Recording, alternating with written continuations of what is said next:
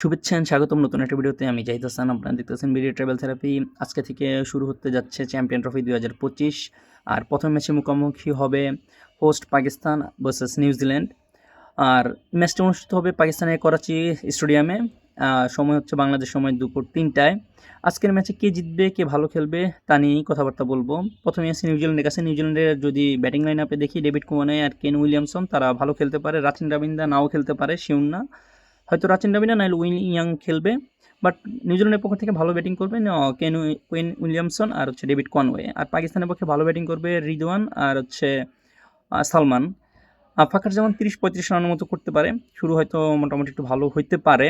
আর বাবর আজম আজকেও ফ্লপ থাকবে।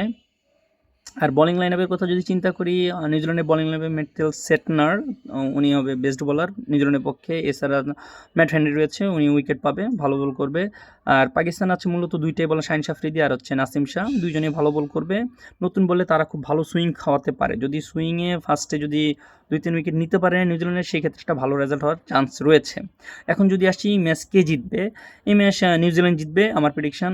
যদি নিউজিল্যান্ড প্রথমে ব্যাটিং করে সেক্ষেত্রে 300+ রান করবে। আর যদি পাকিস্তান প্রথমে ব্যাটিং করে সেক্ষেত্রে 280-র নিচে তাদের স্কোর হবে। মূলত লাহোর স্টেডিয়ামটা হচ্ছে ব্যাটিং দ্য ব্যাটারদের জন্য আদর্শ ব্যাটিং পিচ। এটাতে দেখা যেতেছে 300 রান আপ অনায়াসে করা যায়। কিছুদিন আগে আমরা দেখেছি পাকিস্তান আর সাউথ আফ্রিকার ম্যাচে 350+ স্কোর হয়েছে এই স্টেডিয়ামেই।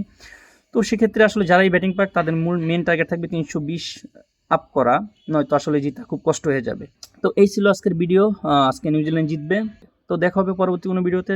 ততক্ষণ সকলে ভালো থাকবেন, সুস্থ থাকবেন। আল্লাহ হাফেজ।